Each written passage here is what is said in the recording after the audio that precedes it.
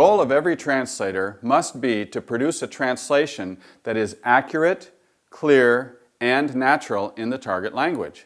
And there are some tests that we must do to make sure that these goals are being accomplished. Tests in the area of content and also in the area of comprehension. First, the content check. In doing a content check, we want to make sure that the content of the translation lines up with the content of the source text document. In doing a content check, the translator should ask questions like these. Has anything been left out inadvertently? Has extra content been added without reason? Has the meaning of the text been changed? Does the translation convey the same force and intensity of the source text, or is it unduly strong or too weak? Are there unnecessary ambiguities? Are there distracting connotations, either humorous or offensive?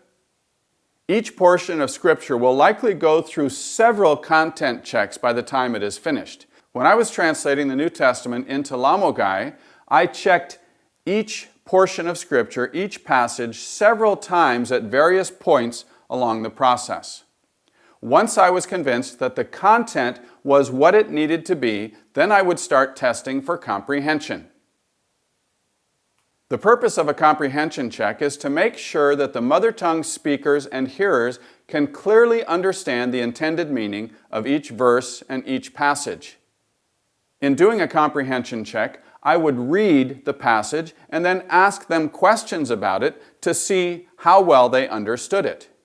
It's important in doing comprehension checks to get a good cross-section of the speakers of the language, including men, women, young people, old people, people from the village that you are living in and translating in, and people from other villages as well. Some sample comprehension checks for Mark chapter 2 could be as follows. In this story, why were so many people gathered together? Why were the 4 men trying to bring their friend to Jesus? Why were the scribes upset with Jesus? Obviously, there will be details that the original speakers understood that target language speakers, even including us, may not completely understand. It's not necessary to have a translation include all of the possible details that the original speakers and hearers would have known. But we do want to make sure that we are painting basically the same picture that the original hearers and readers understood. A worthwhile exercise in studying through a passage like Mark chapter 2, verses 1 through 12, is to ask yourself, what are some things that the original readers clearly would have known, things that are implied here? And then, which of those things would perhaps be necessary to make sure that our target language speakers understand and see the same basic picture?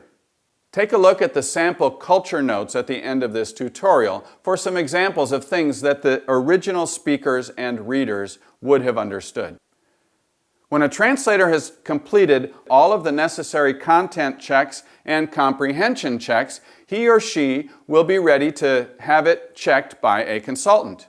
The first step in doing a consultant check is to produce a back translation. That's a fairly literal translation from the translation into English or another major language that would be used in the translation check. This back translation does not have to represent good English literary style, but it should be clear and understandable. As a consultant, when a translator sends me their back translation, this is how I am able to find out how they translated the various concepts and verses within a passage. Because, of course, I don't know all of these target languages that have been learned by the translators.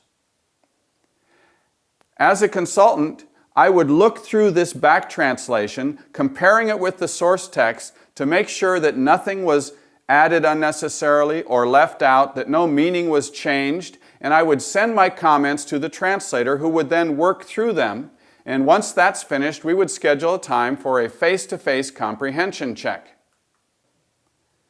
When we get together for this check, I would have the translator or a fluent reader from that language group read a few verses, read a passage of Scripture, and then I would ask some other mother tongue speakers who are sitting there to explain what they had heard. If it sounds like some parts are not clearly communicating, I would pursue some of those lines of questioning to make sure that the content is coming through clearly and naturally in the target language.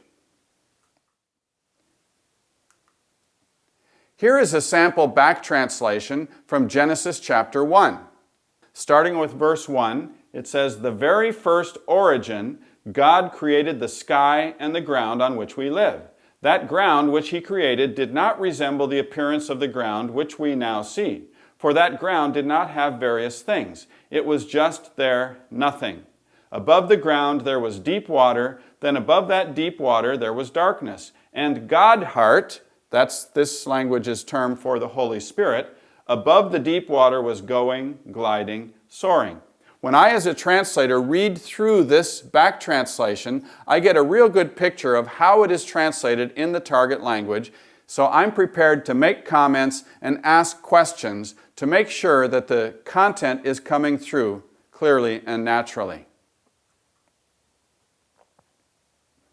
Here is a sample of some content questions that I would send to this translator before we do the face-to-face comprehension check. For example, in Mark chapter 1, verse 3, I noted that the term that this translator had used for wilderness is literally a place where there are no people. Well, that can be appropriate if that is a dead metaphor and they hear this term, place where there are no people, and just think a desert or wilderness area. But if they're actually going to think that this is a place where no people are, it might sound odd in this context to say that John was yelling out to people where there are no people.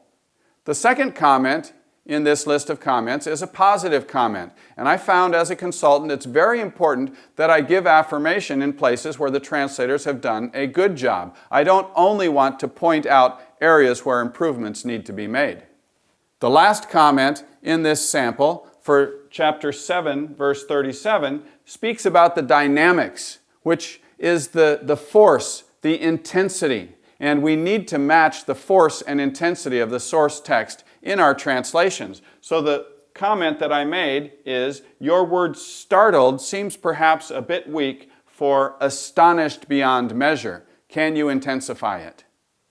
A consultant check of translated material is not foolproof, but it can be very valuable in helping the translator find areas where perhaps the translation is not as clear as it should be, or not as natural, or not as easy to understand.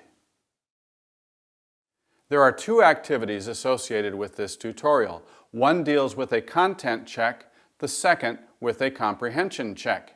Now that you have created a rough draft of your translation of Mark chapter 2, verses 1 through 12, with your specific target audience in mind, you will exchange your rough draft with another student. If you do not know another student working on this tutorial, contact Access Truth.